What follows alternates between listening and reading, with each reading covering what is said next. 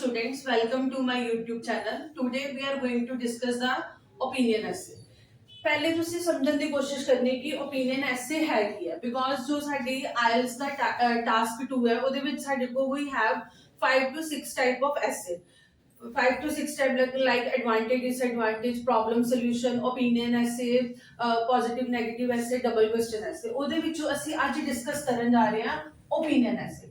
Opinion का मतलब की है ओपीनियन है कि ਅਸੀਂ अपना ओपीनियन देना ओपीनियन का मतलब की है कि ਜਦੋਂ ਵੀ ਸਾਨੂੰ ਕੋਈ ਕੁਝ ਪੁੱਛ ਰਿਹਾ ਅਸੀਂ ਉਹਨੂੰ ਆਪਣਾ ओपीनियन देना कि ਉਹਨੇ ਆਪਣੇ ਥੌਟ ਪੁਆਇੰਟਸ ਦੱਸਦੇ ਅਸੀਂ ਉਹਦੇ ਉੱਪਰ ਕੀ ਸੋਚ ਰਹੇ ਹਾਂ ਸੇਮ ਤੁਸੀਂ ਆਪਣੇ ਐਸੇ ਦੇ ਵਿੱਚ ਕਰਨਾ ਹੈ ਹੁਣ ਇਸ ਐਸੇ ਚ ਹੋਏਗਾ ਕਿ ਦੋ ਅਲੱਗ-ਅਲੱਗ ਜਾਣਿਆਂ ਦੇ ਤੁਹਾਨੂੰ ओपीनियन ਦਿੱਤੇ ਹੋਣਗੇ ਇੱਕ ਸਟੇਟਮੈਂਟ जो ओपीनियन ऐसे है ਵਿੱਚ ਦੋ ਤਰ੍ਹਾਂ ਦੀਆਂ ਸਟੇਟਮੈਂਟਸ ਹੁੰਦੀਆਂ ਕਿ ਕੁਝ ਹਾਫ ਲੋਕ ਜੋ ਵਿਊਅਰਸ ਹੈ ਉਹਨਾਂ ਦਾ ਕੀ ਕਹਿ ਰਿਹਾ ਕੁਝ ਹਾਫ ਲੋਕ ਹੈ ਉਹ ਕੀ ਸੋਚ ਰਹੇ ਆ ਉਹਨਾਂ ਦੋਨਾਂ ਨੂੰ ਅਸੀਂ ਡਿਸਕਸ ਕਰਨਾ ਉਹਦੇ ਨਾਲ ਅਸੀਂ ਆਪਣੀ ओपीनियन ਦੇਣੀ ਹੈ ਲਾਈਕ ਜੋ ਇਹਦੇ ਵਿੱਚ ਹਮੇਸ਼ਾ ਕੀ ਹੋਏਗਾ ਕਿ ਦੋ ਤਰ੍ਹਾਂ ਦੀ ਤੁਹਾਨੂੰ ਸਟੇਟਮੈਂਟ ਗਿਵਨ ਹੋਏਗੀ ਜੋ ਤੁਹਾਡਾ ਟਾਸਕ ਹੈ ਇਹ ਦੋ ਪਾਰਟਸ ਦੇ ਵਿੱਚ ਡਿਵਾਈਡ ਹੁੰਦਾ one is non as the statement and another one is known as the question जो भी ਤੁਹਾਡਾ writing task है हर task है it is divided into the two parts statement और question statement ਨੂੰ ਤੁਸੀਂ properly define ਕਰਨਾ ਹੈ और question ਦਾ ਤੁਸੀਂ ਉਹਦੇ ਆਨਸਰ ਦੇਣਾ ਹੈ ਹੁਣ ਇਹ ਵੀ ਸਾਡੇ ਕੋਲ 5 to 6 ਟਾਈਪ ਐਸੇ ਹਨ ਸਭ ਦਾ ਲਿਖਣ ਦਾ ਤਰੀਕਾ ਸੇਮ ਹੀ ਹੈ ਕਿ ਹਰ ਐਸੇ ਦੇ ਵਿੱਚ ਅਸੀਂ ਸਭ ਤੋਂ ਪਹਿਲੇ ਲਿਖਦੇ ਹਾਂ ਇੰਟਰੋਡਕਸ਼ਨ ਜਿੰਨੇ ਵੀ ਸਾਡੇ ਕੋਲ ਐਸੇ ਹੈ ਜਿੰਨੀਆਂ ਵੀ ਟਾਈਪ ਹੈ ਸਭ ਤੋਂ ਪਹਿਲੇ First of all, we write the introduction. After that, we write body paragraph 1. It is followed by body paragraph 2. Incoming voice call from Papa G. And last ਦੇ ਵਿੱਚ ਅਸੀਂ ਲਿਖਦੇ ਹਾਂ conclusion. Like ਜਿੰਨੇ ਵੀ essay ਹੈ ਸਾਡੇ ਕੋਲ 6 टाइप कि सब तो पहले ਅਸੀਂ ਲਿਖਣੀ ਹੈ ਇੰਟਰੋਡਕਸ਼ਨ ਉਸ ਤੋਂ ਬਾਅਦ ਅਸੀਂ ਲਿਖਣਾ ਹੈ ਬॉडी ਪੈਰਾਗ੍ਰਾਫ 1 ਦੈਨ ਬॉडी ਪੈਰਾਗ੍ਰਾਫ 2 ਉਸ ਤੋਂ ਬਾਅਦ ਅਸੀਂ ਲਿਖਣੀ ਹੈ ਕਨਕਲੂਜਨ ਔਰ ਜੋ ਵੀ ਐਸੇਜ਼ ਹੈ ਉਹਦੇ ਵਿੱਚ ਦੋ ਜੋ ਸਾਡਾ ਟਾਸਕ ਹੈ ਦੋ ਪਾਰਟਸ ਚ ਡਿਵਾਈਡ ਹੁੰਦਾ ਹੈ one is non as the statement and another is non as the question statement ਕਿਹੜੀ ਕਿ ਜੋ ਵੀ ਸਾਡਾ ਕੁਐਸਚਨ ਵਾਲਾ ਪਾਰਟ ਹੋਏਗਾ ਕਿ ਪਹਿਲੇ ਜੋ ਲਾਈਕ ओपीनियन ऐसे है ਇਹਦੇ ਵਿੱਚ ਉਹਨੇ ਸਾਨੂੰ ਦੋ ਤਰ੍ਹਾਂ ਦੀ ओपीनियन ਦਿੱਤੀ ਇੱਕ ਉਹਨੇ ओपीनियन ਦਿੱਤੀ ਕਿ ਜੋ ਐਜੂਕੇਸ਼ਨਲ ਐਕਸੀਲੈਂਸ ਹੈ it depends upon the good teacher second ਉਹਨੇ ਸਾਨੂੰ ਕੀ ਦਿੱਤਾ ਕਿ it depends upon the attitude of the student this is a statement ਮਤਲਬ ਕਿ ਜੋ ਐਗਜ਼ਾਮੀਨਰ ਨੇ ਸਾਨੂੰ ਪੁੱਛਿਆ ਜੋ ਅਸੀਂ ਚੀਜ਼ ਨੂੰ ਆਪਣੇ ओपीनियन ਦੇ ਵਿੱਚ ਲਿਖਣਾ ਹੈ it is non as the statement ਜੋ ਦੂਸਰਾ ਪਾਰਟ ਹੈ it is non as the question ਕਿ ਜੋ ਸਾਡੀ ਐਸੇ ਦੀ ਟਾਈਪ ਹੈ it is non as the question तो ਉਸ ਤੋਂ ਬਾਅਦ ਕੀ ਹੈ ਕਿ ਹੁਣ ਜੋ ਸਾਡੀ ਇੰਟਰੋਡਕਸ਼ਨ ਹੈ ਕਿ ਜਦੋਂ ਵੀ ਤੁਸੀਂ ਐਸੇ ਕਰਨਾ ਹੈ ਨਾ ਉਹਨੂੰ ਬਿਲਕੁਲ ਸਹੀ ਤਰੀਕੇ ਨਾਲ ਰੀਡ ਕਰਨਾ ਹੈ ਪਹਿਲੇ ਉਹਨਾਂ ਨੇ ਬੋਲਿਆ ਕਿ ਐਜੂਕੇਸ਼ਨਲ ਸਕਸੈਸ ਦਾ ਮਤਲਬ ਕੀ ਹੈ ਕਿ ਜੋ ਸਾਡੀ ਐਕੈਡੈਮਿਕ ਐਕਸੀਲੈਂਸ ਹੈ ਕਿ ਜੋ ਅਸੀਂ ਆਪਣੇ ਕਿ ਲਾਈਫ ਦੇ ਵਿੱਚ ਕੀ ਕਰਨ ਜਾ ਰਹੇ ਹਾਂ ਸਾਨੂੰ ਜੋ ਚੀਜ਼ ਟੀਚਰਸ ਕਲਾਸ ਦੇ ਵਿੱਚ ਪੜ੍ਹਾ ਰਹੇ ਆ ਉਹ ਕਿਹਦੇ ਤੇ ਡਿਪੈਂਡ ਕਰਦੀ ਹੈ ਟੀਚਰ ਦੇ ਉੱਪਰ ਦੂਸਰਾ ਪੁਆਇੰਟ ਕੀ ਹੈ ਕਿ attitude of the student attitude ਮਤਲਬ ਕਿ ਸਟੂਡੈਂਟਸ ਦਾ ਬਿਹੇਵੀਅਰ ਹੈ ਉਹਨਾਂ ਦਾ ਪੜ੍ਹਨ ਦਾ ਤਰੀਕਾ ਹੈ ਉਹਨਾਂ ਦੀ ਜੋ ਵੀ ਕਿਹੜੀਆਂ ਹਾਈਟਸ ਉਹ ਅਟੇਨ ਕਰਦੇ ਉਹ ਡਿਪੈਂਡ ਕਰਦਾ ਹੈ ਸਟੂਡੈਂਟ ਦੇ ਉੱਪਰ ਅਸੀਂ ਆਪਣਾ ਡਿਸਕਸ ਕਰਾਂਗੇ ਕਿ ਅਸੀਂ ਐਸੇ ਨੂੰ ਸਟਾਰਟ ਕਿੱਦਾਂ ਕਰਨਾ ਹੈ ਹਰ ਐਸੇ ਹੈ ਨਾ ਇਹਨਾਂ ਦੀ ਇੱਕ ਸਿਮੈਟਰੀ ਹੈ ਔਰ we are going according to a symmetry ਕਿ ਕਦੇ ਵੀ ਤੁਸੀਂ ਇਦਾਂ ਨਹੀਂ ਕਿ ਇੰਟਰੋਡਕਸ਼ਨ ਨੂੰ ਤੁਸੀਂ ਲਾਸਟ ਦੇ ਵਿੱਚ ਲਿਖ ਰਹੇ ਹੋ ਕਨਕਲੂਜਨ ਨੂੰ ਫਸਟ ਤੇ ਲਿਖ ਰਹੇ ਹੋ ਬॉडी ਪੈਰਾਗ੍ਰਾਫ ਨੂੰ ਪਹਿਲੇ ਨੰਬਰ ਤੇ ਲਿਖ ਰਹੇ ਹੋ ਇਦਾਂ ਕੁਝ ਨਹੀਂ ਹੈ ਦਿਸ ਇਜ਼ ਦਾ ਜਿੱਦਾਂ ਤੁਸੀਂ ਕਹਿ ਸਕਦੇ ਹੋ ਨਾ ਇੱਕ ਫਲੋ ਚਾਰਟ ਹੈ ਜੋ ਕਿ ਸੀਕੁਐਂਸ ਵਾਈਜ਼ ਚੱਲਦਾ ਹੈ ਮੀਨਸ ਕਿ first of all you will right the introduction ਮਤਲਬ ਕਿ ਤੁਸੀਂ ਆਪਣੇ ਐਸੇ ਨੂੰ ਇੰਟਰੋਡਿਊਸ ਕਰੋਗੇ ਜੋ ਵੀ ਤੁਹਾਡੀ ਸਟੇਟਮੈਂਟ ਹੈ ਕੁਐਸਚਨ ਹੈ ਉਹਨੂੰ ਤੁਸੀਂ ਡਿਫਾਈਨ ਕਰੋਗੇ ਇੰਟਰੋਡਕਸ਼ਨ ਤੋਂ ਬਾਅਦ ਤੁਸੀਂ ਲਿਖਣਾ ਹੈ ਬॉडी ਪੈਰਾਗ੍ਰਾਫ 1 ਜਿਹਦੇ ਵਿੱਚ ਕਿ ਤੁਸੀਂ ਆਪਣੇ ਪੁਆਇੰਟਸ ਨੂੰ ਦੋ ਪਾਰਟਸ ਦੇ ਵਿੱਚ ਡਿਵਾਈਡ ਕਰੋਗੇ half points you will write in your body paragraph 1 half points you will write in your body paragraph 2 और ਇਹਨਾਂ ਦੀ ਲਾਈਨਸ ਦੀ ਕੁਝ ਲਿਮਿਟਸ ਹੈ ਵਰਡ ਲਿਮਿਟ ਹੈ ਲਾਈਕ ਜੋ body paragraph 1 ਹੈ ਉਹ ਤੁਸੀਂ ਮੈਕਸਿਮਮ 11 ਲਾਈਨਸ ਚ ਲਿਖੋਗੇ body paragraph 1 ਵੀ ਤੁਸੀਂ 11 ਲਾਈਨਸ ਦੇ ਵਿੱਚ ਲਿਖੋਗੇ ਇੰਟਰੋਡਕਸ਼ਨ 4 to 5 ਲਾਈਨਸ ਚ ਲਿਖੋਗੇ ਔਰ ਜੋ ਤੁਹਾਡੀ ਕਨਕਲੂਜਨ ਹੈ ਉਹਨੂੰ ਤੁਸੀਂ ਸਕੁਈਜ਼ ਕਰਨ ਦੀ ਕੋਸ਼ਿਸ਼ ਕਰਨੀ ਉਹਨੂੰ ਘੱਟ ਲਿਖਣ ਦੀ ਕੋਸ਼ਿਸ਼ ਕਰਨੀ ਜੋ ਤੁਹਾਡੇ ਕਨਕਲੂਜਨ ਦੀ ਲੈਂਥ ਹੈ ਉਹ ਤੁਹਾਡੀ ਬੋਡੀ ਪੈਰਾਗ੍ਰਾਫ ਦੀ ਲੈਂਥ ਤੋਂ ਹਾਫ ਹੋਣੀ ਚਾਹੀਦੀ ਹੈ, 1/4 ਵੀ ਤੁਸੀਂ ਕਹਿ ਸਕਦੇ ਹੋ ਕਿ ਉਹਨੂੰ ਤੁਸੀਂ 2 ਤੋਂ 3 ਲਾਈਨਸ ਦੇ ਵਿੱਚ ਹੀ ਲਿਖਣਾ ਹੈ, ਇਸ ਤੋਂ ਜ਼ਿਆਦਾ ਲਾਈਨਸ ਦੇ ਵਿੱਚ ਤੁਸੀਂ ਇਹਨੂੰ ਨਹੀਂ ਲਿਖਣਾ। ਇੰਡੀਅਨ ਐਸੇ ਆ, ਅਸੀਂ ਇਹਨੂੰ ਡਿਸਕਸ ਕਰਾਂਗੇ ਕਿ ਪਹਿਲੀ ਸਟੇਟਮੈਂਟ ਦੇ ਵਿੱਚ ਉਹਨੇ ਤੁਹਾਨੂੰ ਕੀ ਕਿਹਾ ਕਿ ਕੁਝ ਲੋਕ ਬਿਲੀਵ ਕਰ ਰਹੇ ਆ ਕਿ ਜੋ ਐਜੂਕੇਸ਼ਨਲ ਸਕਸੈਸ ਹੈ, ਐਜੂਕੇਸ਼ਨਲ ਸਕਸੈਸ ਦਾ ਮਤਲਬ ਕੀ ਹੈ ਕਿ ਜੋ ਵੀ ਅਸੀਂ ਆਪਣੀ ਐਕੈਡੈਮਿਕ ਦੇ ਵਿੱਚ ਅਚੀਵ ਕਰਦੇ ਆ, ਕਿ ਸਾਨੂੰ ਜੋ ਵੀ ਸਮਝ ਆ ਰਹੀ ਹੈ ਜਾਂ ਅਸੀਂ ਆਪਣੇ ਜੋ ਪੜ੍ਹਾਈ ਕਰ ਰਹੇ ਹਾਂ ਉਹਦੀ ਜੋ ਹਾਈਟਸ ਤੇ ਪਹੁੰਚਦੇ ਆ, ਕੁਝ ਚੀਜ਼ ਨੂੰ ਸਮਝਦੇ ਆ ਕਿ it totally depends on the good teacher, ਕਿ ਟੀਚਰ ਦਾ ਹੀ ਸਾਰਾ ਰੋਲ ਹੈ। ਅਗਰ ਬੱਚੇ ਨੇ ਕੁਝ ਪੜ੍ਹ ਰਿਹਾ, ਕੁਝ ਸਮਝ ਰਿਹਾ, ਕੁਝ ਨਹੀਂ ਸਮਝ ਰਿਹਾ, ਉਹਨੂੰ ਸਮਝ ਆ ਰਹੀ ਹੈ, ਨਹੀਂ ਸਮਝ ਆ ਰਹੀ, it entirely depends upon the good teacher. ਕੁਝ ਲੋਕ ਇਹ ਸੋਚਦੇ ਆ। ਉਹਦੇ ਨਾਲ ਹੀ ਤੁਹਾਨੂੰ ਦੂਸਰਾ ਉਹਦੇ ਆਪੋਜ਼ਿਟ, ਹਮੇਸ਼ਾ ਇਹਦੇ ਵਿੱਚ ਦੋ ਆਪੋਜ਼ਿਟ ਵਿਊ ਪੁਆਇੰਟ ਦਿੱਤੇ ਹੋਣਗੇ। ਪਹਿਲੇ ਦੇ ਵਿੱਚ ਤੁਹਾਨੂੰ ਇੱਕ ਵਿਊ ਪੁਆਇੰਟ ਦਿੱਤਾ ਹੈਗਾ, ਦੂਸਰੀ ਸਟੇਟਮੈਂਟ ਜੋ ਗਿਵਨ ਹੋਏਗੀ ਉਹਦੇ ਵਿੱਚ ਹਮੇਸ਼ਾ ਫਰਸਟ ਦੇ ਬਿਲਕੁਲ ਆਪੋਜ਼ਿਟ ਵਿਊ ਪੁਆਇੰਟ ਦਿੱਤਾ ਹੈਗਾ, ਕਿ ਲਾਈਕ ਜਿਸ ਤਰ੍ਹਾਂ ਇਹਦੇ ਵਿੱਚ ਉਹਨਾਂ ਨੇ ਪਹਿਲੀ ਸਟੇਟਮੈਂਟ 'ਚ ਕਿਹਾ ਕਿ ਜੋ ਐਜੂਕੇਸ਼ਨਲ ਸਕਸੈਸ ਹੈ ਇਹ ਡਿਪੈਂਡ ਕਰਦੀ ਹੈ ਗੁੱਡ ਟੀਚਰ ਦੇ ਉੱਪਰ। ਅਗਲੀ ਸਟੇਟਮੈਂਟ 'ਚ ਉਹਨਾਂ ਨੇ ਤੁਹਾਨੂੰ ਕਹਿਤਾ ਕਿ ਅਦਰ ਥਿੰਗ ਦੈਟ कि जो it depends upon the attitude of the students, कि ए टोटली स्टूडेंट्स के ऊपर डिपेंड करते कि उन्होंने अपनी जो एकेडमिक है उस दी हाइट्स के ऊपर कितना पहुंचना। एटीट्यूड का मतलब ये कि स्टूडेंट दी अंडरस्टैंडिंग के ऊपर, स्टूडेंट दी थिंकिंग के ऊपर, वो किस तरह किस चीज ਨੂੰ समझ रहा है, ये सारा कुछ स्टूडेंट के ऊपर डिपेंड कर रहा है। ਹੁਣ फर्स्ट पार्ट ਦੇ ਵਿੱਚ ਕੀ ਕਿ ਉਹਨਾਂ ਨੇ ਕਹਿਤਾ ਕਿ it totally depend upon the teacher, दूसरे ਦੇ ਵਿੱਚ ਉਹਨਾਂ ਨੇ ਕਹਿਤਾ ਕਿ it totally depends upon the students. Till this इस पार्ट ਨੂੰ ਅਸੀਂ ਬੋਲਦੇ ਹਾਂ ਸਟੇਟਮੈਂਟ। ਇਹ ਤੁਹਾਨੂੰ ਜਨਰਲ ਸਟੇਟਮੈਂਟ ਦਿੱਤੀ। ਨੈਕਸਟ ਪਾਰਟ ਅਸੀਂ ਜੋ ਡਿਸਕਸ ਕੀਤਾ ਕੁਐਸਚਨ। ਹੁਣ ਸਾਡਾ ਜੋ ਸੈਕੰਡ ਪਾਰਟ ਹੈ ਤੁਹਾਨੂੰ ਕੁਐਸਚਨ ਬੋਲਿਆ। ਕੁਐਸਚਨ ਚ ਉਹਨਾਂ ਨੇ ਤੁਹਾਨੂੰ ਕੀ ਬੋਲਿਆ ਕਿ ਡਿਸਕਸ ਬੋਥ ਵਿਊਜ਼, ਕਿ ਤੁਸੀਂ ਦੋਨੋਂ ਵਿਊਜ਼ ਨੂੰ ਡਿਸਕਸ ਕਰਨਾ ਹੈ। ਦੋਨੋਂ ਵਿਊਜ਼ ਕਿਹੜੇ, ਜੋ ਟੀਚਰਸ ਵਾਲਾ ਵੀ ਹੈ ਔਰ ਸਟੂਡੈਂਟ ਵਾਲਾ ਵੀ ਹੈ, ਮਤਲਬ ਦੋਨੋਂ ਵਿਊਜ਼ ਨੂੰ ਤੁਸੀਂ ਡਿਸਕਸ ਕਰਨਾ ਹੈ। ਔਰ ਥਰਡ ਕੀ ਹੈ ਕਿ you have to give your opinion, ਕਿ ਤੁਸੀਂ ਆਪਣਾ ਓਪੀਨੀਅਨ ਦੇਣਾ ਹੈ ਕਿ ਤੁਸੀਂ ਉਸ ਚੀਜ਼ ਦੇ ਉੱਪਰ ਕੀ ਸੋਚ ਰਹੇ ਹੋ। ਕਿ ਉਹਨਾਂ ਨੇ ਕਹਿਤਾ ਕਿ ਕੁਝ ਲੋਕ ਸੋਚ ਰਹੇ ਆ ਟੀਚਰਸ, ਕੁਝ ਲੋਕ ਸੋਚ ਰਹੇ ਆ student, but what you think ਉਹ ਵੀ ਤੁਸੀਂ ਐਸਐਸਏ ਦੇ ਵਿੱਚ ਡਿਫਾਈਨ ਕਰਨਾ ਹੈ। ਜੋ ਸਟੂਡੈਂਟਸ ਮੇਨਲੀ ਗਲਤੀ ਕਰਦੇ ਕਿ ਅਸੀਂ ਡਾਇਰੈਕਟਲੀ ਜੋ ਐਸੇ ਪੜ੍ਹਿਆ ਜਲਦੀ ਚ ਪੜ੍ਹਿਆ ਔਰ ਉਹਨੂੰ ਲਿਖਣਾ ਸ਼ੁਰੂ ਕਰਤਾ। ਪਲੀਜ਼ ਇਸ ਤਰ੍ਹਾਂ ਦੀ ਗਲਤੀ ਕਦੇ ਵੀ ਨਹੀਂ ਕਰਨੀ। ਸਭ ਤੋਂ ਪਹਿਲੇ ਜੋ ਵੀ ਤੁਹਾਨੂੰ ਸਟੇਟਮੈਂਟ ਹੈ ਟੇਕ 4 to 5 minute, because you are already ਤੁਸੀਂ ਐਗਜ਼ੌਸਟ ਹੋਏ ਹੁੰਦੇ ਹੋ ਰੀਡਿੰਗ ਕਰਕੇ, ਲਿਸਨਿੰਗ ਕਰਕੇ। ਇਸ ਲਈ ਜਦੋਂ ਵੀ ਤੁਸੀਂ ਆਪਣੀ ਰਾਈਟਿੰਗ ਨੂੰ ਸਟਾਰਟ ਕਰਨਾ ਹੈ टेक 4 to 5 मिनट। सब तो पहले प्लानिंग करनी है कि मैं अपने ऐसे दे विच लिखना है, कि कभी भी डायरेक्टली नहीं लिखना शुरू करना। सब तो पहले जो ਤੁਹਾਡੀ स्टेटमेंट गिवन है कोई भी टाइप ਤੁਸੀਂ ਕਰ ਰਹੇ ਹੋ, either it is problem solution, opinion, ऐसे advantage, negative, whatever the type is given.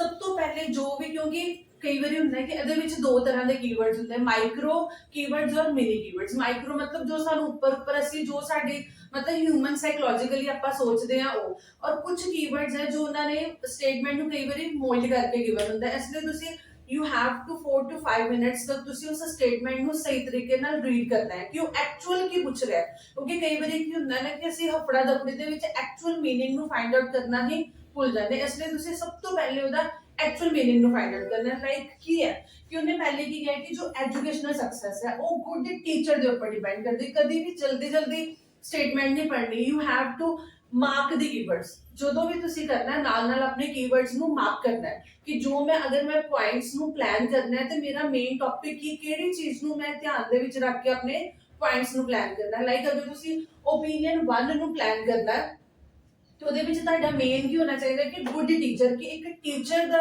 Student the success ਦੇ ਵਿੱਚ ਕੀ ਰੋਲ ਹੈ। ਮਤਲਬ ਤੁਹਾਡੇ ਸਾਰੇ ਪੁਆਇੰਟਸ ਜੋ ਫਸਟ ਪੈਰਾਗ੍ਰਾਫ 'ਚ ਹੋਣਗੇ ਉਹ ਟੀਚਰ ਦੇ ਉੱਪਰ ਹੀ ਹੋਣਗੇ ਕਿ ਟੀਚਰ ਕਿਉਂ ਜ਼ਰੂਰੀ ਹੈ ਇੱਕ ਸਟੂਡੈਂਟ ਦੀ ਲਾਈਫ ਦੇ ਵਿੱਚ। ਹੋਰ ਕੋਈ ਪੁਆਇੰਟਸ, ਕੋਈ ਨੈਗੇਟਿਵ ਪੁਆਇੰਟਸ ਨਹੀਂ ਲਿਖਣੇ, ਕੋਈ ਸਟੂਡੈਂਟ ਦੇ ਰਿਲੇਟਡ ਕੁਝ ਨਹੀਂ, ਬਸ ਟੀਚਰਸ ਦੇ ਐਡਵਾਂਟੇजेस ਕਿ ਟੀਚਰ ਕਿਉਂ ਜ਼ਰੂਰੀ ਹੈ ਇੱਕ ਸਟੂਡੈਂਟ ਦੀ ਲਾਈਫ ਦੇ ਵਿੱਚ। ਔਰ ਇੱਕ ਚੀਜ਼ ਦਾ ਧਿਆਨ ਰੱਖਣਾ ਹੈ ਕਿ ਜਦੋਂ ਤੁਸੀਂ ਓਪੀਨੀਅਨ 1 ਡਿਸਕਸ ਕਰਨਾ ਉਹਦੇ ਵਿੱਚ ਤੁਹਾਡੀ ਓਪੀਨੀਅਨ 1 ਨਾਲ ਰਿਲੇਟਡ ਹੀ ਜੋ ਓਪੀਨੀਅਨ 1 ਦਾ ਕੀਵਰਡ ਹੋਏਗਾ ਉਹਦੇ ਨਾਲ ਰਿਲੇਟਡ ਹੀ ਪੁਆਇੰਟਸ ਲਿਖਣੇ। ਲਾਈਕ ਕਿ ਹੁਣ ਓਪੀਨੀਅਨ ਜੋ ਤੁਹਾਡਾ ਪਹਿਲਾ ਪੈਰਾਗ੍ਰਾਫ ਹੋਏਗਾ ਉਹਦੇ ਵਿੱਚ ਸਾਰੇ ਪੁਆਇੰਟਸ ਟੀਚਰ ਨਾਲ ਰਿਲੇਟਡ ਹੋਣਗੇ। ਹੁਣ ਜਦੋਂ ਤੁਸੀਂ ਦੂਸਰਾ ਪੈਰਾਗ੍ਰਾਫ ਪਲਾਨ ਕਰਨਾ then you will mark students ਕਿ ਜੋ ਸੈਕਿੰਡ ਪੈਰਾਗ੍ਰਾਫ ਹੋਏਗਾ ਉਹਦੇ ਵਿੱਚ ਹੋਏਗਾ ਕਿ ਸਟੂਡੈਂਟ ਦਾ ਕੀ ਰੋਲ ਹੈ, ਕਿ ਕੱਲਾ ਟੀਚਰ ਦੇ ਉੱਪਰ ਡਿਪੈਂਡ ਨਹੀਂ ਕਰਦਾ। ਸਟੂਡੈਂਟ ਅਗਰ ਉਹਨੇ ਆਪਣੀ ਐਕਸੀਲੈਂਸ ਲੈਣੀ ਹੈ, ਐਕੈਡੈਮਿਕ ਉਹਨੇ ਆਪਣੀ ਸਕਸੈਸ ਦੀ ਹਾਈਟ ਦੇ ਉੱਪਰ ਪਹੁੰਚਣਾ ਹੈ ਤੇ ਉਹਦੇ ਵਿੱਚ ਸਟੂਡੈਂਟ ਦਾ ਕੀ ਰੋਲ ਹੈ ਉਹਦੀ ਕੀ ਕੰਟਰੀਬਿਊਸ਼ਨ ਹੈ, ਕਿਉਂ ਸਟੂਡੈਂਟ ਨੂੰ ਇੰਨੀ ਜ਼ਿਆਦਾ ਸੈਕਿੰਡ ਵਿਊ ਪੁਆਇੰਟ ਦੇ ਵਿੱਚ ਪ੍ਰਾਇੋਰਟੀ ਦਿੱਤੀ ਜਾ ਰਹੀ। ਜੋ ਤੁਹਾਡਾ ਸੈਕਿੰਡ ਓਪੀਨੀਅਨ ਹੋਏਗਾ ਉਹਦੇ ਵਿੱਚ totally you will write about the student. You are not going to mix your points, ਕਿ ਇਹ ਨਹੀਂ ਹੈ ਕਿ ਫਰਸਟ ਓਪੀਨੀਅਨ ਦੇ ਵਿੱਚ ਅਸੀਂ ਟੀਚਰ ਦੇ ਪੁਆਇੰਟ ਵੀ ਲਿਖਦੇ ਔਰ ਸਟੂਡੈਂਟ ਦੇ ਪੁਆਇੰਟ ਵੀ ਲਿਖਦੇ, ਔਰ ਓਪੀਨੀਅਨ 2 ਦੇ ਵਿੱਚ ਵੀ ਮਿਕਸ ਨਹੀਂ ਕਰਨਾ, ਇੰਡੀਵਿਜੂਅਲ ਪੁਆਇੰਟਸ ਲਿਖਣੇ ਆ ਤੁਸੀਂ, ਇਸ ਚੀਜ਼ ਦਾ ਧਿਆਨ ਰੱਖਣਾ ਹੈ। ਔਰ ਥਰਡ ਪੈਰਾਗ੍ਰਾਫ ਦੇ ਵਿੱਚ ਤੁਸੀਂ ਕੀ ਲਿਖਣਾ ਹੈ, ਥਰਡ ਕੁਐਸਚਨ ਤੁਹਾਡਾ ਕੀ ਹੈ, ਓਪੀਨੀਅਨ, ਕਿ ਤੁਸੀਂ ਆਪਣਾ ਓਪੀਨੀਅਨ ਦੇਣਾ ਕਿ ਤੁਹਾਨੂੰ ਕੀ ਲੱਗ ਰਿਹਾ। ਕਿ ਕੁਝ ਬੱਚਿਆਂ ਨੂੰ ਲੱਗਦਾ ਹੈ ਕਿ ਟੀਚਰ ਹੀ ਸਭ ਕੁਝ ਹੈ, ਕਿ ਅਗਰ ਸਟੂਡੈਂਟ ਅੱਛਾ ਪੜ੍ਹ ਰਿਹਾ ਸਟੂਡੈਂਟ ਨਹੀਂ ਪੜ੍ਹ ਰਿਹਾ, ਉਹ ਟੋਟਲੀ ਡਿਪੈਂਡਸ ਅਪਨ ਦਾ ਟੀਚਰ, ਕਿ ਟੀਚਰ ਉਹਦੀ ਅੰਡਰਸਟੈਂਡਿੰਗ ਟੀਚਰ ਨਾਲ ਕਿੱਦਾਂ ਦੀ ਹੈ, ਟੀਚਰ ਦਾ ਪੜ੍ਹਾਉਣ ਦਾ ਸਟਾਈਲ ਕਿੱਦਾਂ ਹੈ, ਟੋਟਲੀ ਡਿਪੈਂਡਸ ਅਪਨ ਦਾ ਟੀਚਰ। ਔਰ ਕੁਝ ਲੋਕ ਕੀ ਸੋਚਦੇ ਆ ਕਿ it depends upon the student, ਕਿ ਉਹਦੀ ਪੜ੍ਹਾਈ ਦੇ ਵਿੱਚ ਉਹਦਾ ਪੜ੍ਹਾਈ 'ਚ ਧਿਆਨ ਹੈ ਕਿ ਨਹੀਂ ਹੈ, ਉਹ ਆਪਣੀ ਲਾਈਫ ਦੇ ਵਿੱਚ ਕੀ ਅਚੀਵ ਕਰਨਾ ਚਾਹ ਸਕਦਾ। ਓਪੀਨੀਅਨ ਦੇ ਵਿੱਚ ਤੁਸੀਂ ਆਪਣਾ ਓਪੀਨੀਅਨ ਦੇਣਾ ਕਿ ਵਟ ਯੂ ਥਿੰਕ। ਔਰ ਲਾਸਟ ਦੇ ਵਿੱਚ ਕੀ ਕਰਨਾ ਹੈ ਕਿ ਤੁਸੀਂ ਕਨਕਲੂਜਨ ਅਸੀਂ ਲਿਖਦੇ ਹਾਂ। ਹੁਣ ਜਦੋਂ ਵੀ ਲਿਖਣਾ ਹੈ ਨਾ, ਤੁਸੀਂ ਪੁਆਇੰਟਸ ਨੂੰ ਪਹਿਲੇ ਇੱਕ ਸਾਈਡ ਤੇ ਪੇਪਰ ਦੇ ਉੱਪਰ ਆਪਣੇ ਪੁਆਇੰਟਸ ਨੂੰ ਪਲਾਨ ਕਰਨਾ ਹੈ। ਲਾਈਕ ਜਦੋਂ ਵੀ ਤੁਸੀਂ ਇਹਦੇ ਪੁਆਇੰਟਸ ਨੂੰ ਪਲਾਨ ਕਰੋਗੇ, ਪਹਿਲੇ ਟੀਚਰ ਲਿਖਣਾ ਹੈ, ਫਿਰ ਟੀਚਰ ਨਾਲ ਰਿਲੇਟਡ ਪੁਆਇੰਟਸ ਲਿਖਣੇ ਆ, then you will write about the students ਨਾਲ ਰਿਲੇਟਡ ਪੁਆਇੰਟ ਲਿਖੋਗੇ, ਉਸ ਤੋਂ ਬਾਅਦ ਤੁਸੀਂ ਕਰੋਗੇ ਆਪਣਾ ਓਪੀਨੀਅਨ। ਸੋ ਕਦੇ ਵੀ ਡਾਇਰੈਕਟਲੀ ਲਿਖਣਾ ਨਹੀਂ ਸਟਾਰਟ ਕਰਨਾ। ਬਹੁਤ ਸਟੂਡੈਂਟ ਇੱਥੇ ਹੀ ਗਲਤੀ ਕਰਦੇ ਕਿ ਡਾਇਰੈਕਟਲੀ ਲਿਖਣਾ ਸਟਾਰਟ ਕਰਕੇ ਪੁਆਇੰਟਸ ਫਿਰ ਦੇ get confused in the points. First of all, you will plan your essay, then you will start writing your essay. Ma'am जब हम आइल्स का पेपर देने के लिए जाते हैं तो वहाँ पे हमें क्या कुछ एक्स्ट्रा पेपर मिलता है कि जिसपे हम ये प्लान कर सकते हैं चीज़ें? नहीं, you will not get the extra paper। जो भी ਤੁਹਾਨੂੰ ਸ਼ੀਟ ਮਿਲੇਗੀ ਉਸ ਸ਼ੀਟ ਦੇ ਬੈਕ ਦੇ ਉੱਪਰ ਤੁਸੀਂ ਆਪਣੇ ਪੁਆਇੰਟਸ ਨੂੰ ਪਲਾਨ ਕਰ ਸਕਦੇ ਹੋ। ਉਸ ਉੱਥੇ ਸਾਰੇ ਤੁਸੀਂ ਆਪਣੇ ਪੁਆਇੰਟਸ ਨੂੰ ਪਲਾਨ ਕਰਨਾ ਹੈ ਕਿ ਕਿਹੜੇ ਕਨੈਕਟਰਸ ਤੁਸੀਂ ਯੂਜ਼ ਕਰਨੇ ਆ, ਕਿਹੜੇ ਤੁਸੀਂ points लिखने हैं। Then by looking at these points you will write your essay। Separate paper they will not provide you, separate sheet for writing they will provide you। Like कि अगर task 2 ਤੁਸੀਂ ਕਰ ਰਹੇ ਹੋ, ਉਹ sheet ਤੁਹਾਡੀ ਖਤਮ ਹੋ ਗਈ ਹੈ, you need extra sheet to write the essay, then they will provide you extra sheet for writing task 1 or task 2। For planning they will not give you any extra sheet। On that sheet you have to manage each and everything। Now we will discuss ki how you are going to write the essay। Initially ਜਦੋਂ ਵੀ ਤੁਸੀਂ essay ਲਿਖਣਾ ਹੈ, ਸਭ ਤੋਂ ਪਹਿਲੇ ਅਸੀਂ ਲਿਖਦੇ ਹਾਂ first part that is known as the introduction। ਹੁਣ introduction ਕੀ ਹੈ? introduction ਦਾ ਮਤਲਬ ਹੈ ਕਿ you are going to introduce the essay। ਕਿ essay ਦੇ ਵਿੱਚ ਕਿ you have to suppose ਕਿ ਜਦੋਂ ਵੀ ਤੁਸੀਂ ਐਸੇ ਲਿਖਣਾ ਹੈ ਕਿ ਐਗਜ਼ਾਮੀਨਰ ਦੇ ਕੋਲ ਕੁਝ ਵੀ ਨਹੀਂ ਹੈ, ਤੁਸੀਂ ਆਪਣੀ ਇੰਟਰੋਡਕਸ਼ਨ ਦੇ ਥਰੂ ਐਗਜ਼ਾਮੀਨਰ ਨੂੰ ਦੱਸਣਾ ਹੈ ਕਿ ਮੇਰੀ ਐਸੇ ਦੀ ਟਾਈਪ ਕਿਹੜੀ ਹੈ, ਮੇਰਾ ਐਸੇ ਕਿਹੜਾ ਹੈ, ਸਟੇਟਮੈਂਟ, ਕਿ each and everything you are going to introduce by the help of introduction, and this is the first impression of your essay। कि ਜਦੋਂ introduction ਦੇਖ ਕੇ ਹੀ you have to impress the examiner by writing the introduction। introduction ਦੇ ਵਿੱਚ what things you are going to include? First of all is the general statement, या नु कुछ कह देंगे backup line, general line। Now what is the general statement? General statement है this is this कि some students ਨੂੰ ਇਹਦੇ ਵਿੱਚ ਬਹੁਤ difficulty ਆਉਂਦੀ ਕਿ general statement ਹੈ कि it is very easy to find out कि ਇਹ general statement ਦਾ ਮਤਲਬ ਹੈ ਕਿ ਤੁਸੀਂ ਆਪਣਾ essay ਦੇਖਿਆ, ਸਹੀ ਤਰੀਕੇ ਨਾਲ ਪੜ੍ਹਿਆ, ਫਿਰ ਤੁਸੀਂ ਦੇਖਣਾ ਕਿ ਮੇਰਾ ਪੂਰੇ ਦਾ ਪੂਰਾ ਐਸੇ ਕਿਸ ਟੌਪਿਕ ਦੇ ਉੱਪਰ, ਅਗਰ ਮੈਨੂੰ ਇੱਕ ਵਰਡ ਦੇ ਵਿੱਚ ਇੱਕ ਵਰਡ 'ਚ ਡਿਫਾਈਨ ਕਰਨਾ ਹੈ ਤਾਂ ਕਿਸ ਉੱਪਰ ਹੈ। ਹੁਣ ਅਗਰ ਅਸੀਂ ਆਪਣੇ ਇਸ ਐਸੇ ਨੂੰ ਇੱਕ ਵਰਡ ਦੇ ਵਿੱਚ ਡਿਫਾਈਨ ਕਰਨਾ ਹੈ ਕਿ ਪੂਰੇ ਦਾ ਪੂਰਾ ਐਸੇ ਹੈ ਕਿਸ ਉੱਪਰ, तो किस स्टेटमेंट ਦੇ ਉੱਪਰ ਹੈ? Yes, try to think. Success of students शायद you can write success of student या एजुकेशन। एजुकेशन ਦੇ ਉੱਪਰ ਵੀ ਤੁਸੀਂ ਆਪਣੀ ਜਨਰਲ ਸਟੇਟਮੈਂਟ ਲਿਖ ਸਕਦੇ ਹੋ। ਔਰ ਬੀ केयरफुल अबाउट दिस कि जनरल एंड या कि ऐसे जनरल स्टेटमेंट लिखनी है तो कुछ भी लिख दो, it should be related to your essay. Essay तो बाहर जाके नहीं, एंड ये क्यों तुसी जनरल स्टेटमेंट टेक्नोलॉजी के ऊपर लिखन लग गए हो, ग्लोबलाइजेशन के ऊपर लिख रहे हो, मॉडर्नाइजेशन के ऊपर। No, the general statement should be directly linked to your essay. अगर ए गलत नहीं आ रही तो you can skip it. Instead of writing it गलत लिखने की जगह you can skip it, but it is easy to find. अगर थोड़ा सा ध्यान दो तो it is very easy to find. So general statement की है कि ਤੁਹਾਡੀ ਐਸੇ ਲਾਈਨ ਹੈ ਕਿ ਤੁਹਾਡਾ ਪੂਰੇ ਦਾ ਪੂਰਾ ਐਸੇ ਕਿਸ ਟੌਪਿਕ ਦੇ ਉੱਪਰ ਹੈ। ਇਹਦੀ ਐਸੇ ਲਾਈਨ ਕਿਹਦੇ ਦੇ ਉੱਪਰ ਹੋਏਗੀ? ਜਨਰਲ ਲਾਈਨ ਐਜੂਕੇਸ਼ਨ ਦੇ ਉੱਪਰ। ਹੁਣ ਸੈਕਿੰਡ ਪਾਰਟ ਕੀ ਹੈ, ਜਨਰਲ ਲਾਈਨ ਤੋਂ ਬਾਅਦ ਹੈ ਸਾਡੀ ਇਟ ਇਜ਼ ਫॉलोड ਬਾय ਰੀਫਰੇਜ਼ਿੰਗ, ਰੀਫਰੇਜ਼ਿੰਗ और some say it paraphrase. Now what do you mean by rephrasing या paraphrase? Rephrasing ਦਾ ਮਤਲਬ ਹੈ ਕਿ ਜੋ ਵੀ ਤੁਹਾਡੇ ਐਸੇ ਦੀ ਸਟੇਟਮੈਂਟ ਪਾਰਟ ਹੈ, ਜੋ ਸਟੇਟਮੈਂਟ ਪਾਰਟ ਜਿਹੜਾ ਤੁਹਾਡਾ ਕੁਐਸਚਨ ਤੋਂ ਪਹਿਲੇ ਵਾਲਾ ਪਾਰਟ ਹੈ, ਇਸ ਨੂੰ ਅਸੀਂ ਆਪਣੀ ਲੈਂਗੁਏਜ ਦੇ ਵਿੱਚ ਲਿਖਣਾ ਹੈ ਕਿ ਜੋ ਐਗਜ਼ਾਮੀਨਰ ਨੇ ਆਪਣੇ ਵਿਊ ਪੁਆਇੰਟਸ, ਦੋ ਜਾਣੇ ਦੇ ਵਿਊ ਪੁਆਇੰਟਸ ਦੇ ਦਿੱਤੇ, ਹੁਣ ਤੁਸੀਂ ਇਹਨੂੰ ਆਪਣੀ ਲੈਂਗੁਏਜ ਦੇ ਵਿੱਚ ਲਿਖਣਾ ਹੈ। ਮਤਲਬ ਕਿ ਇਹਨੂੰ ਤੁਸੀਂ ਕਰ ਸਕਦੇ ਹੋ ਜਾਂ ਤੇ ਸਿਨੋਨਿਮ ਯੂਜ਼ ਕਰ ਸਕਦੇ ਹੋ। ਸਿਨੋਨਿਮ ਦਾ ਮਤਲਬ ਕੀ ਕਿ ਜੋ ਵੀ ਤੁਹਾਨੂੰ ਕੀਵਰਡਸ ਗਿਵਨ ਹੈ, पूरी स्टेटमेंट गिवन है ਉਹਦੇ ਨਾਲ ਮਿਲਦੇ ਜੁਲਦੇ ਕੁਝ ਵਰਡਸ ਨੂੰ ਫਾਈਂਡ ਆਊਟ ਕਰਨਾ, ਲਾਈਕ ਐਜੂਕੇਸ਼ਨਲ ਸਕਸੈਸ ਨੂੰ ਅਸੀਂ ਲਿਖ ਸਕਦੇ ਹਾਂ ਐਕੈਡੈਮਿਕ ਐਕਸੀਲੈਂਸ, ਗੁੱਡ ਟੀਚਰ ਨੂੰ ਲਿਖ ਸਕਦੇ ਹੋ, ਮੈਂਟੋਰ ਲਿਖ ਸਕਦੇ ਹੋ, ਗਾਈਡ ਲਿਖ ਸਕਦੇ ਹੋ, ਇੰਸਟ੍ਰਕਟਰ ਲਿਖ ਸਕਦੇ ਹੋ। ਮਤਲਬ ਇਸ ਤਰੀਕੇ ਦੇ ਕੁਝ ਕੀਵਰਡਸ ਨੂੰ ਫਾਈਂਡ ਆਊਟ ਕਰਕੇ ਤੁਸੀਂ ਲਿਖਣਾ ਹੈ। ਹੁਣ ਕਈ ਸਟੂਡੈਂਟਸ ਕੀ ਹੈ ਕਿ ਕਈ ਵਾਰੀ ਸਾਨੂੰ ਉੱਥੇ ਜਾ ਕੇ ਸਿਨੋਨਿਮਸ ਦਿਮਾਗ ਚੋਂ ਨਿਕਲ ਜਾਂਦੇ, because you people get confuse, sometime get confuse. तो इस केस च भी उन्होंने गलत नहीं लिखना, कुछ एक अद्धा वर्ड है जो तुसी सेम भी लिख सकते हो। अगर किसी ने भी नहीं याद आ रहे तो then you write it in the form of indirect form. Indirect form मतलब कि स्टेटमेंट नु अगे पीछे कर दो, जो ओदा ऑब्जेक्ट है उन्हें अगे लाओ, जो सब्जेक्ट है उन्हें पीछे ला दो।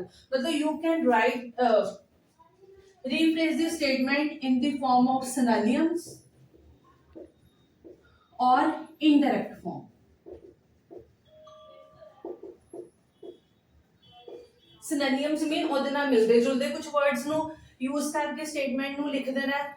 और इनडायरेक्ट फॉर्म ਦਾ ਮਤਲਬ ਕਿ ਅਗਰ ਸਿਨੋਨਿਮਸ ਨਹੀਂ ਯਾਦ ਆ ਰਹੇ ਤੇ ਸਟੇਟਮੈਂਟ ਦੀ ਫਾਰਮੇਸ਼ਨ ਨੂੰ ਚੇਂਜ ਕਰ ਦਿਓ ਕਿ ਆਬਜੈਕਟ ਨੂੰ ਅੱਗੇ ਲਾਓ, ਸਬਜੈਕਟ ਨੂੰ ਪਿੱਛੇ। ਇਹ ਸਾਰੀ ਚੀਜ਼ਾਂ ਅਸੀਂ ਬਾਅਦ ਵਿੱਚ ਡਿਟੇਲ ਦੇ ਵਿੱਚ ਡਿਸਕਸ ਕਰਾਂਗੇ।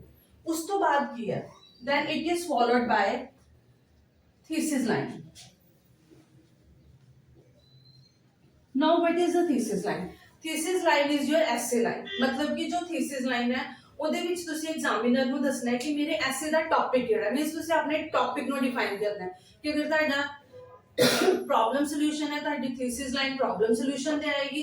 ਅਗਰ ਪੋਜ਼ਿਟਿਵ ਨੈਗੇਟਿਵ ਹੈ, ਪੋਜ਼ਿਟਿਵ ਨੈਗੇਟਿਵ ਤੇ ਆਏਗੀ। ਹੁਣ ਸਾਡੀ ਅੱਜ ਵਾਲਾ ਟੌਪਿਕ ਹੈ ਓਪੀਨੀਅਨ ਐਸੇ, ਤਾਂ ਸਾਡੀ ਥੀਸਿਸ ਲਾਈਨ ਕਿਸ ਚੀਜ਼ ਦੇ ਉੱਪਰ ਹੋਏਗੀ? ਓਪੀਨੀਅਨ ਦੇ ਉੱਪਰ। ਮੀਨਸ ਇਹਦੇ ਵਿੱਚ ਤੁਸੀਂ ਆਪਣਾ ਇਨ ਮਾਈ ਓਪੀਨੀਅਨ ਲਿਖ ਕੇ ਤੁਸੀਂ ਦੱਸੋਗੇ ਕਿ ਮੇਰਾ ਓਪੀਨੀਅਨ ਕੀ ਹੈ, ਕਿ ਮੈਂ ਕੀ ਸੋਚ ਰਿਹਾ। ਜੋ ਵੀ ਤੁਹਾਡਾ ਓਪੀਨੀਅਨ ਹੋਏਗਾ ਉਹ ਤੁਸੀਂ ਆਪਣੇ ਥੀਸਿਸ ਲਾइन ਦੇ ਵਿੱਚ ਲਿਖ ਦੋਗੇ ਕਿ ਥੀਸਿਸ ਲਾइन ਦੇ ਥਰੂ ਐਗਜ਼ਾमिनर ਨੂੰ ਪਤਾ ਲੱਗ ਜਾਏਗਾ ਕਿ ਤੁਹਾਡਾ ਐਸੇ ओपिनियन ऐसे है। मैम जो इंट्रोडक्शन रहता है वो हम कितना बड़ा लिख सकते हैं कि लाइक मतलब सिर्फ 2-3 लाइन में ही खत्म करना होता है? सम टाइम जो नॉर्मल ऐसे है ना ਉਹਦੀ introduction you can complete in 3 to 4 lines. But जो ਤੁਹਾਡਾ ओपिनियन ऐसे ਦੀ इंट्रोडक्शन ਤੁਹਾਡੀ ਚੱਲ ਜਾਂਦੀ ਕਈ ਵਾਰੀ 4 to 5 lines. why it goes up to the 4 to 5 lines?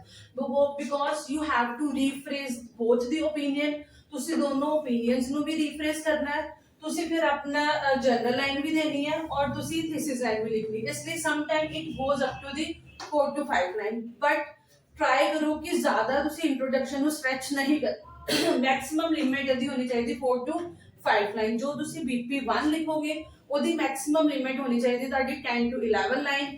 Same with the BP2 that we will discuss now। now is it clear कि जो introduction है, first you are going to write the general statement। general statement की है कि जो ਤੁਹਾਡਾ ਐਸੇ ਦਾ topic ਹੈ ਉਹਦੇ ਉੱਪਰ ਲਿਖੋਗੇ। it is followed by the rephrasing। rephrasing ਦਾ ਮਤਲਬ ਕਿ ਜੋ ਸਟੇਟਮੈਂਟ ਹੈ ਉਹਨੂੰ ਤੁਸੀਂ ਆਪਣੀ ਲੈਂਗੁਏਜ ਦੇ ਵਿੱਚ ਇੱਕ ਈਜ਼ੀ ਲੈਂਗੁਏਜ ਦੇ ਵਿੱਚ ਉਹਨੂੰ ਡਿਫਾਈਨ ਕਰਨਾ ਹੈ। then it is followed by the thesis line। thesis line mean essay line। जो भी टॉपिक है we will introduce our topic in the thesis line। now we will discuss the another parts।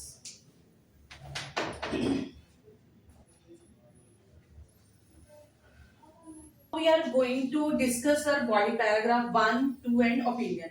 ਹੁਣ ਜਦੋਂ ਵੀ ਇੱਕ symmetry ਹੈ ਕਿ ਪਹਿਲੇ ਤੁਸੀਂ ਲਿਖਣੀ ਹੈ ਆਪਣੀ introduction, then you are going to write the body paragraph 1 ਔਰ make sure ਕਿ body paragraph 1 ਦੇ ਵਿੱਚ ਤੁਸੀਂ ਆਪਣਾ opinion 1 ਹੀ ਡਿਸਕਸ ਕਰੋ। then body paragraph ਦੇ ਵਿੱਚ opinion 2 ਹੀ, ਕਿ ਇਹਨੂੰ opposite ਨਹੀਂ ਕਰਨਾ ਕਿ 1 ਦੇ ਵਿੱਚ 2 ਡਿਸਕਸ ਕਰਤਾ 2 ਦੇ ਵਿੱਚ 1। ਕਰ ਵੀ ਸਕਦੇ ਹੋ ਬਟ ਕੋਸ਼ਿਸ਼ ਕਰੋ ਕਿ ਇੱਕ ਸਿਮੈਟਰੀ ਬਣਾ ਕੇ ਰੱਖੋ। now we will discuss opinion 1। opinion 1 ਦਾ ਮਤਲਬ ਕੀ ਕਿ like we have discussed ਕਿ body paragraph ਦੇ ਵਿੱਚ ਤੁਸੀਂ opinion 1 ਨਾਲ ਰਿਲੇਟਡ। ਹੁਣ opinion 1 ਸਾਡਾ ਕਿਸ ਦੇ ਉੱਪਰ ਹੈ? good teacher। ਕਿ some people believe that ਕਿ educational success depends upon the good teacher। ਹੁਣ ਅਸੀਂ ਜੋ ਵੀ ਸਾਡੇ ਫਰਸਟ ਬੀਪੀ ਹੈ ਨਾ ਉਹਦੇ ਵਿੱਚ ਸਾਡੇ ਪੁਆਇੰਟ ਸਾਰੇ ਆਣਗੇ ਗੁੱਡ ਟੀਚਰ ਦਾ ਰਿਲੇਟਡ, ਹੋਰ ਕੋਈ ਪੁਆਇੰਟ ਤੁਸੀਂ ਉਹਦੇ ਵਿੱਚ ਡਿਸਕਸ ਨਹੀਂ ਕਰਨਾ। no point related to the opinion to neither related to the your opinion, ਕੁਝ ਵੀ ਨਹੀਂ। ਮਤਲਬ ਜੋ ਗੁੱਡ ਟੀਚਰ ਹੈ ਉਹਦੇ ਬਾਰੇ ਹੀ ਸਾਰੇ ਪੁਆਇੰਟਸ ਨੂੰ ਤੁਸੀਂ ਪਹਿਲੇ ਪਲਾਨ ਕਰਨਾ ਹੈ। ਪਲੀਜ਼ ਮੇਕ ਸ਼ੋਰ ਕਿ ਜਦੋਂ ਵੀ ਲਿਖਣਾ ਹੈ ਸਭ ਤੋਂ ਪਹਿਲੇ ਤੁਸੀਂ ਆਪਣੇ ਪੁਆਇੰਟਸ ਨੂੰ ਪਲਾਨ ਕਰਨਾ ਹੈ, ਉਸ ਤੋਂ ਬਾਅਦ ਯੂ ਵਿਲ ਰਾਈਟ। ਹੁਣ ਜੋ ਬੋਡੀ ਪੈਰਾਗ੍ਰਾਫ 1 ਹੈ,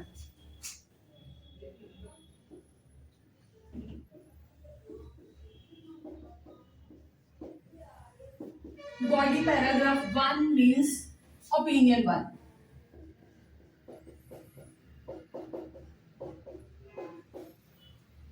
टीचर ਨਾਲ ਰਿਲੇਟਡ ਤੁਸੀਂ ਲਿਖੋਗੇ ਔਰ ਯਾਦ ਰੱਖਣਾ ਹੈ ਕਿ ਅਸੀਂ ਆਪਣੀ ਜੋ ਸਾਡੀ ਟਾਸਕ 2 ਹੈ ਇਹਦੀ ਲੈਂਥ ਹੈ ਕਿ you have to write your essay up to 250 words. 250 words ਤੱਕ ਤੁਸੀਂ ਉਹਨੂੰ ਲਿਖਣਾ ਹੈ। ਇਸ ਲਈ ਵਰਡ ਲਿਮਿਟ ਦਾ ਵੀ ਤੁਸੀਂ ਧਿਆਨ ਰੱਖਣਾ ਹੈ ਕਿ 250 ਦੀ ਜਗ੍ਹਾ 300 ਤੱਕ ਤੁਸੀਂ ਜਾ ਸਕਦੇ ਹੋ, ਪਰ ਇਸ ਤੋਂ ਜਿੰਨਾ ਜ਼ਿਆਦਾ ਤੁਸੀਂ ਲਿਖੋਗੇ ਉਨੇ ਜ਼ਿਆਦਾ ਮਿਸਟੇਕ ਦੇ ਚਾਂਸਸ ਇਨਕਰੀਜ਼ ਹੋ ਜਾਂਦੇ। ਇਸ ਲਈ you have to keep in your mind the word limit of your ਐਸੇ।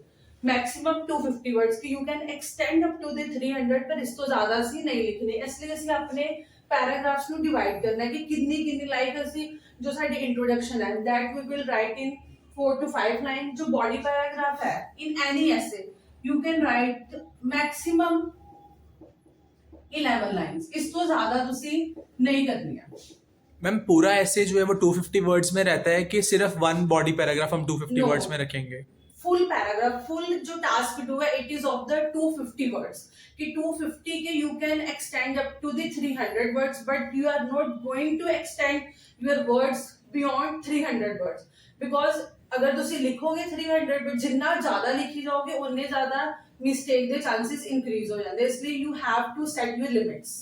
तो जो बॉडी पैराग्राफ 1 है मैम उसमें हम कितने वर्ड्स यूज कर सकते हैं? जैसे आपने 11 लाइंस बताई तो एक लाइन में कम से कम 10 वर्ड्स आ जाते हैं, you have तो to हम एक बॉडी पैराग्राफ में कितने वर्ड्स लिख सकते हैं? write, you can write 50 to 60 words in your one body paragraph कि ਇੱਕ ਬੋਡੀ ਪੈਰਾਗ੍ਰਾਫ ਦੇ ਵਿੱਚ ਤੁਸੀਂ 50 to 60 words ਲਿਖੋਗੇ, means 11। yes you can write 11 lines ਜਾਂ you can calculate ਕਿ ਤੁਸੀਂ 80 words ਹੈ body paragraph 1 ਦੇ ਵਿੱਚ ਲਿਖਣੇ ਹੈ, up to 80 words you are going to write in the body paragraph 2। Please इस तो ज्यादा एक्सटेंड नहीं करना because word limit you have to keep it in your mind. सिर्फ ओपिनियन 1 है जो अपना गुड टीचर ना related that we are going to write in the body paragraph 1। After that writing 11 lines you will move towards the body paragraph 2।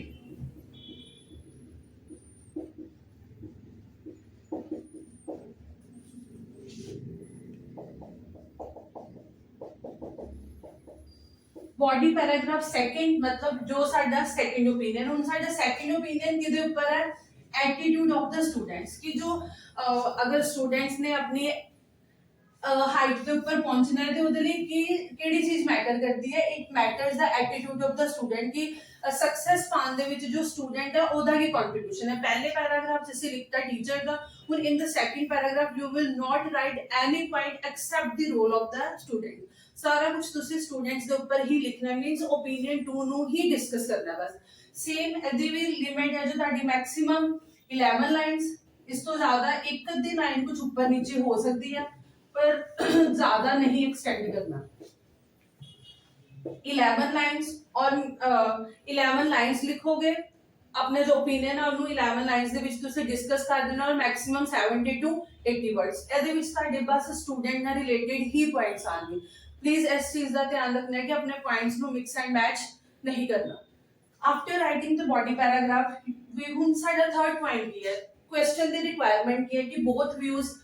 पहले से ਅਸੀਂ opinion 1 discuss कर लिया मतलब व्यू 1 डिस्कस कर लिया, सेकंड ਦੇ ਵਿੱਚ ओपिनियन 2 मतलब व्यू सेकंड। ਹੁਣ ਨੈਕਸਟ ਰਿਕੁਆਇਰਮੈਂਟ ਕੀ ਹੈ? ਗਿਵ ਯੂਰ ओपिनियन ਕਿ ਤੁਸੀਂ ਆਪਣਾ ओपिनियन ਦੇਣਾ ਕਿ ਤੁਹਾਨੂੰ ਕੀ ਲੱਗ ਰਿਹਾ ਹੈ ਕਿ ਟੀਚਰ ਹੀ ਹੈ ਜੋ ਬਸ ਇੱਕ ਸਕਸੈਸ ਦਿਲਾ ਸਕਦੀ ਹੈ, ਉਹਦੇ ਵਿੱਚ ਸਟੂਡੈਂਟ ਦਾ ਵੀ ਕੁਝ ਰੋਲ ਹੈ। ਅਗਰ ਤੁਹਾਡੇ ਕੋਲ ਇਸ ਤੋਂ ਇਲਾਵਾ ਕੁਝ ਪੁਆਇੰਟਸ ਹੈ तो you will write in your opinion।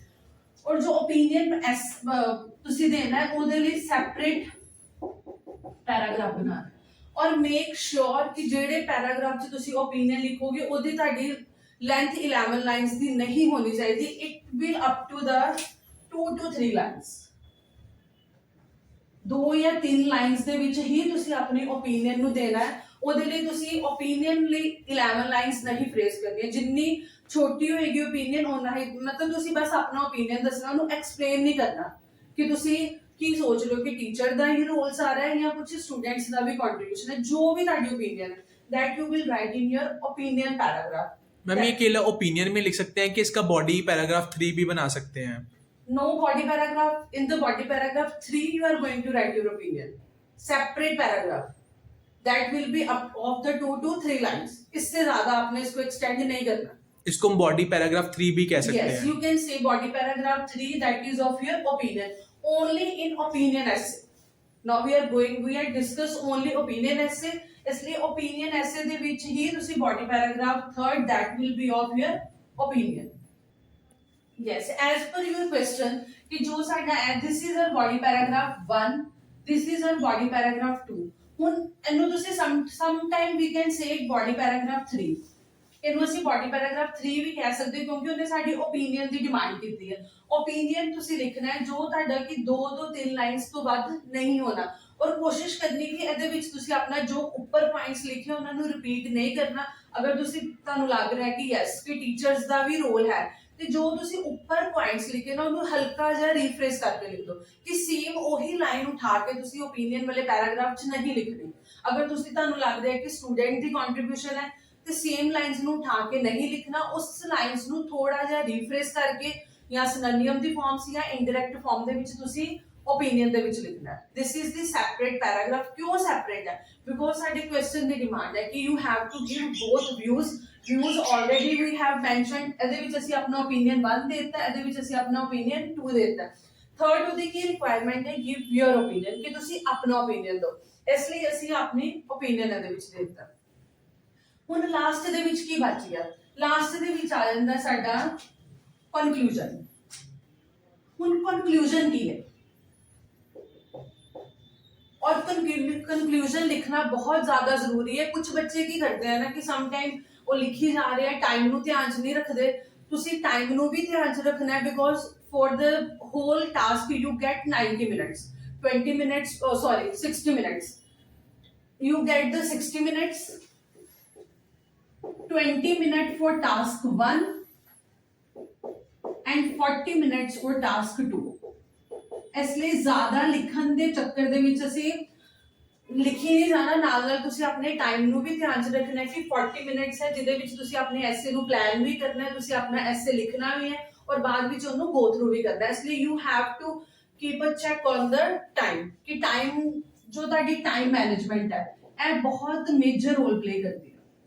Sometimes ਕੀ ਹੁੰਦਾ ਹੈ ਕਿ ਸਾਨੂੰ ਸਾਰਾ ਐਸੇ ਆ ਰਿਹਾ, ਸਾਰੇ ਪੁਆਇੰਟਸ ਹੈ ਸਾਡੇ ਕੋਲ, ਬਟ ਅਸੀਂ ਆਪਣੇ ਟਾਈਮ ਨੂੰ ਮੈਨੇਜ ਨਹੀਂ ਕੀਤਾ, ਇਸ ਲਈ ਅਸੀਂ ਉਹਦੇ ਵੱਲ ਧਿਆਨ ਨਹੀਂ ਦਿੰਦੇ ਔਰ ਸਾਡਾ ਟਾਈਮ ਨਿਕਲ ਜਾਂਦਾ ਹੈ। ਇਸ ਲਈ ਟਲ 60 ਮਿੰਟਸ ਯੂ ਗੈਟ।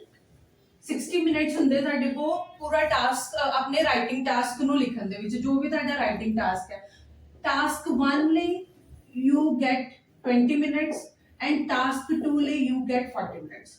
ਇਦਾਂ ਨਹੀਂ ਹੈ ਕਿ ਉਹਨਾਂ ਨੇ 20 ਮਿੰਟਸ ਤੋਂ ਬਾਅਦ ਤੁਹਾਡੇ ਕੋਲ ਟਾਸਕ 1 ਦੀ ਸ਼ੀਟ ਲੈ ਲੈਣੀ ਹੈ ਔਰ ਉਹਨਾਂ ਨੇ ਅਗੇਨ ਤੁਹਾਨੂੰ ਟਾਈਮ ਟੋਟਲ ਤੁਹਾਨੂੰ 60 ਮਿੰਟਸ ਮਿਲਨੇ ਜਿਹਦੇ ਵਿੱਚ you have to segregate your time ਕਿ ਮੈਂ ਟਾਸਕ 1 ਨੂੰ 20 ਮਿੰਟਸ ਦੇਣੇ ਆ ਔਰ ਟਾਸਕ 2 ਨੂੰ 40 ਮਿੰਟਸ ਦੇਣੇ। ਹੁਣ ਤੁਸੀਂ ਇਸ 40 ਮਿੰਟਸ ਨੂੰ ਕਿਸ ਤਰੀਕੇ ਨਾਲ ਮੈਨੇਜ ਕਰਨਾ ਹੈ? 40 ਮਿੰਟਸ ਨੂੰ how you are going to write ਕਿ ਪਹਿਲੇ ਤੁਸੀਂ 40 ਮਿੰਟਸ ਦੇ ਵਿੱਚ ਜੋ ਵੀ ਤੁਹਾਡੀ ਸਟੇਟਮੈਂਟ ਹੈ you will take 5 minutes to thoroughly read the statement। अच्छे तरीके ना statement ਨੂੰ read ਕਰਨਾ, ਉਹਦੇ keywords ਨੂੰ read ਕਰਨਾ statement ਨੂੰ। Incoming voice call। yes ਕਿ reading ਹੈ ਜੋ ਵੀ ਸਾਡੀ statement given ਹੈ ਉਹਨੂੰ read ਕਰਨ 'ਚ ਤੁਸੀਂ 5 ਮਿੰਟਸ, ਇਸ ਤੋਂ ਜ਼ਿਆਦਾ time thoroughly read ਕਰਨਾ, ਜ਼ਿਆਦਾ ਹੌਚ-ਪੌਚ ਨਹੀਂ ਕਰਨਾ। 5 ਮਿੰਟਸ ਦੇਣੇ ਤੁਸੀਂ statement ਨੂੰ read ਕਰਨ ਦੇ ਵਿੱਚ। ਉਸ ਤੋਂ ਬਾਅਦ ਕੀ ਹੈ? ਜੋ ਵੀ ਤੁਹਾਡੀ ਪਲੈਨਿੰਗ ਹੈ ਕਿ which points you are going to write in your essay। Planning ਲਈ for the planning you will take 10 minutes। 10 minutes ਤੁਸੀਂ ਆਪਣੀ ਪਲਾਨ ਕਰ ਸਕਦੇ ਹੋ ਕਿ ਮੈਂ ਕਿਹੜੇ ਪੁਆਇੰਟਸ ਨੂੰ ਆਪਣੇ BP1 ਚ ਲਿਖਣਾ ਹੈ, ਕਿਹੜੇ ਪੁਆਇੰਟਸ ਮੈਂ ਆਪਣੇ ਬੋਡੀ ਪੈਰਾਗ੍ਰਾਫ 2 ਦੇ ਵਿੱਚ ਡਿਸਕਸ ਕਰਨਾ। ਉਸ ਤੋਂ ਬਾਅਦ ਅਗਰ ਆ ਗਿਆ ਤੁਹਾਡਾ BP1 ਮਤਲਬ body paragraph 1, again you will give 10 minutes 10 minutes ਕਿਉਂਕਿ ਇਹ ਸਾਡੇ ਕੋਲ ਇਹਦੇ ਵਿੱਚ ਅਸੀਂ ਬਹੁਤ ਸਾਰੇ ਪੁਆਇੰਟਸ ਲਿਖਨੇ ਆ, ਉਹਨਾਂ ਲਈ ਕਨੈਕਟਰ ਸਭ ਕੁਝ ਲਿਖਣਾ ਹੈ। ਸੋ ਇਨ ਦ ਸੌਰੀ ਇੰਟਰੋਡਕਸ਼ਨ, ਪਹਿਲੇ ਇਸ ਤੋਂ ਪਹਿਲੇ ਇੰਟਰੋਡਕਸ਼ਨ ਹੈ। To write the introduction you will give 5 minutes to your introduction, क्योंकि इंट्रोडक्शन ਦੇ ਵਿੱਚ ਅਸੀਂ ਰੀਫਰੇਜ਼ਿੰਗ ਕਰਨੀ, ਜਨਰਲ ਲਾਈਨ ਥੀਸਿਸ ਰਾਈ ਲਿਖਣੀ ਹੈ। It can up to the 5 minutes ਚ ਹੋ ਸਕਦੀ ਹੈ। ਉਸ ਤੋਂ ਬਾਅਦ ਕੀ ਹੈ ਬੋਡੀ ਪੈਰਾਗ੍ਰਾਫ 1। ਬੋਡੀ ਪੈਰਾਗ੍ਰਾਫ 1 ਕੀ ਹੈ ਕਿ ਅਸੀਂ ਆਪਣਾ ਜੋ ਫਰਸਟ ਓਪੀਨੀਅਨ ਹੈ ਉਹਨੂੰ ਡਿਸਕਸ ਕਰਨਾ ਹੈ। तो बॉडी पैराग्राफ 1 ਨੂੰ ਤੁਸੀਂ 10 ਮਿੰਟਸ ਦੇ ਸਕਦੇ ਹੋ। ਉਸ ਤੋਂ ਬਾਅਦ ਹੈ body paragraph 2, again you can write give 10 minutes. फिर उस तो बाद it is followed by opinion, जो कि 2-3 लाइंस दी ऑलरेडी ਅਸੀਂ पॉइंट्स ਨੂੰ प्लान कर चुके हैं, इसलिए कोई ज्यादा टाइम नहीं है। It will not take more time, 5 minutes ਇਹਨੂੰ ਦੇ ਦੋਗੇ। ਉਸ ਤੋਂ ਬਾਅਦ ਤੁਹਾਡਾ ਹੋ ਗਿਆ conclusion. you can give the 5 minutes to your and then we will write the conclusion। और ਇਹ ਸਾਰਾ ਲਿਖਣ ਤੋਂ ਬਾਅਦ again you have to save some time so that ਕਿ ਤੁਸੀਂ ਆਪਣੇ ਪੂਰੇ ਪੈਰਾਗ੍ਰਾਫ ਨੂੰ ਇੱਕ ਵਾਰੀ go through ਕਰ ਲਓ ਕਿ ਕੋਈ point ਕੁਝ grammatical mistake ਜਾਂ ਕੋਈ spelling mistake तो नहीं मैं करी। इसलिए you have to manage your point। ਸਾਰਾ time ਅਸੀਂ ਲਿਖਣ 'ਚ ਨਹੀਂ ਲਗਾਉਣਾ, you have to give some time to your management। ਹੁਣ ਲਾਸਟ ਦੇ ਵਿੱਚ ਸਾਡਾ conclusion ਦਾ ਕੀ ਮਤਲਬ ਹੈ? conclusion ਦਾ ਮਤਲਬ ਹੈ ਕਿ ਜੋ ਵੀ ਤੁਸੀਂ ਬੋਡੀ ਪੈਰਾਗ੍ਰਾਫ 1 ਦੇ ਵਿੱਚ ਲਿਖਿਆ, ਜੋ ਤੁਸੀਂ ਬੋਡੀ ਪੈਰਾਗ੍ਰਾਫ 2 ਦੇ ਵਿੱਚ ਲਿਖਿਆ, ਜੋ ਵੀ ਤੁਸੀਂ ਆਪਣਾ ਓਪੀਨੀਅਨ ਦਿੱਤਾ, ਉਹਨੂੰ ਸਾਰੇ ਨੂੰ ਸਮਰਾਈਜ਼ ਕਰਨਾ। ਸਮਰਾਈਜ਼ ਮਤਲਬ ਕਿ ਜੋ ਤੁਸੀਂ ਇਹਨਾਂ ਦੇ ਵਿੱਚ ਲਿਖਿਆ ਉਹਨਾਂ ਨੂੰ ਸ਼ਾਰਟ ਫਾਰਮ ਦੇ ਵਿੱਚ ਕਰਕੇ conclusion ਦੇ ਵਿੱਚ ਲਿਖਣਾ। ਬਟ ਇਸ ਦੀ conclusion it is the summary of BP1 plus BP2। Points ਨੂੰ ਰਿਪੀਟ ਨਹੀਂ ਕਰਨਾ। Again I am ask repeatedly saying ਕਿ ਤੁਸੀਂ ਆਪਣੇ ਜੋ ਪੁਆਇੰਟਸ ਹੈ ਉਹਨਾਂ ਨੂੰ ਰਿਪੀਟ ਨਹੀਂ ਕਰਨਾ, ਰੀਫਰੇਜ਼ਿੰਗ ਕਰਕੇ ਉਹਨਾਂ ਨੂੰ ਸਮਰਾਈਜ਼ ਕਰਕੇ ਕੰਕਲੂਜਨ ਦੇ ਵਿੱਚ ਲਿਖਣਾ। ਔਰ ਕੰਕਲੂਜਨ ਲਿਖਣਾ ਜ਼ਰੂਰੀ ਹੈ।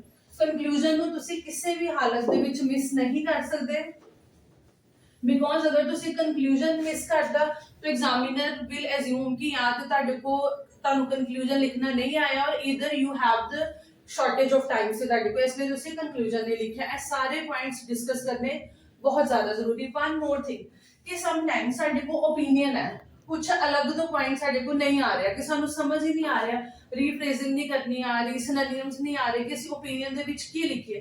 ਇਨ ਦੈਟ ਕੇਸ ਤੁਸੀਂ ਆਪਣੇ ਓਪੀਨੀਅਨ ਨੂੰ ਕੰਕਲੂਜਨ ਦੇ ਨਾਲ ਕਲੱਬ ਕਰ ਸਕਦੇ ਹੋ। ਕਿਸ ਤਰੀਕੇ ਨਾਲ? In conclusion and in my opinion. ਇਹ ਉਸ ਕੇਸ 'ਚ ਲਿਖਣਾ ਹੈ, ਦੋਨੋਂ ਚੀਜ਼ਾਂ ਨੂੰ ਇਕੱਠੇ ਨਹੀਂ ਕਰਨਾ। ਅਗਰ ਤੁਸੀਂ ਓਪੀਨੀਅਨ ਲਿਖਤਾ ਫਿਰ ਤੁਸੀਂ ਇਹ ਨਹੀਂ ਲਿਖਣਾ। ਅਗਰ ਤੁਹਾਡੇ ਕੋਲ ਓਪੀਨੀਅਨ ਨਾਲ ਰਿਲੇਟਡ ਪੁਆਇੰਟਸ ਨਹੀਂ ਹੈ then you will club your opinion with your conclusion। और conclusion ਦੇ ਵੀ ਜੋ ਲੈਂਥ ਹੈ it is of 3 to 4 lines, because ਤੁਸੀਂ ਆਪਣੇ जो बॉडी पैराग्राफ्स 1 है उन्हें समराइज करना है, तो इसलिए 3 to 4 लाइंस तो ज्यादा नहीं लिखना। What is the conclusion is the summary of body paragraph 1 and body paragraph 2। और इन्हों तुसी लिखना है, you can't skip your conclusion at any cost. Opinion है कि अगर ਤੁਹਾਡੇ ਕੋਲ नहीं है तो you can club your opinion with your conclusion। This is all about the opinion essay and in detail we will discuss in our next video।